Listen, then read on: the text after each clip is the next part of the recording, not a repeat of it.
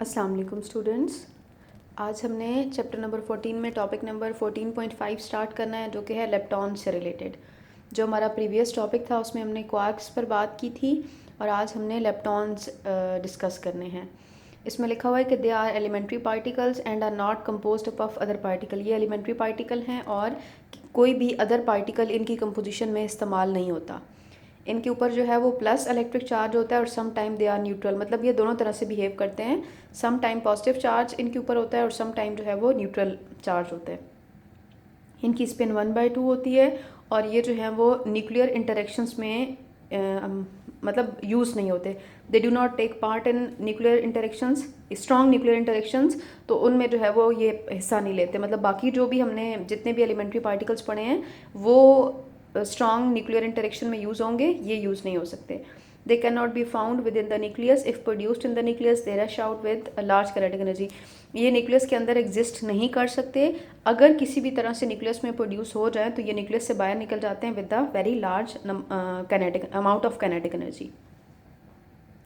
फिर हमारे पास जो है वो, जैसे हमने क्वार्क्स में बात की थी ना, फर्दर कैटेगराइज करते हुए हेड्रॉन्स में, फिर हमने बैरियॉन्स और मिजॉन्स का जिक्र किया था इसी तरह, और वहाँ पर हमने बैरियॉन नंबर का जिक्र किया था। तो यहाँ पर भी जो है वो लेप्टॉन नंबर इनकी एक प्रॉपर्टी है। और लेप्टॉन नंबर क्या होता है कि ये एक कंजर्व क्वांटिटी है और can be found by the difference between number of leptons and anti leptons.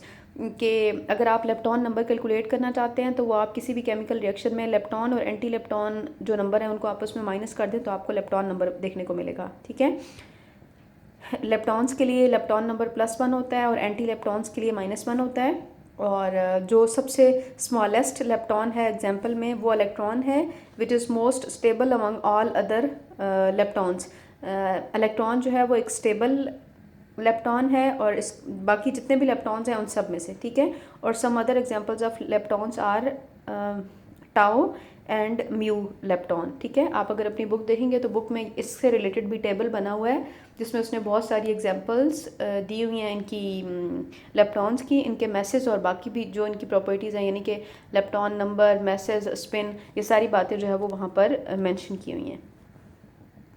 Next इसी में फर्दर सब टॉपिक था कंजर्वेशन लॉज ऑफ लेप्टॉन। तो कह रहा है कि जी in particle physics conservation laws of leptons and baryons are very important. मतलब जैसे हमने law of conservation of energy, law of conservation of mass and momentum पढ़ा होता है, और ये तीनों लॉज यही कहते हैं ना कि अगर हम एनर्जी कह लें तो energy can neither be created nor be destroyed but can be converted from one form to another. मतलब ना क्रिएट कर सकते हैं ना डिस्ट्रॉय कर सकते हैं, एक फॉर्म से दूसरे में लेकर जा सकते हैं। तो इसी तरह से पार्टिकल फिजिक्स में लेप्टॉन और बैरियॉन कंजर्वेशन भी काफ़ी इंपॉर्टेंस रखती है। और law of conservation of lepton हमें ये कहता है कि the lepton number on both side of reaction should be same, कि रिएक्शन के दोनों साइड्स पर लेप्टॉन नंबर सेम होने चाहिए।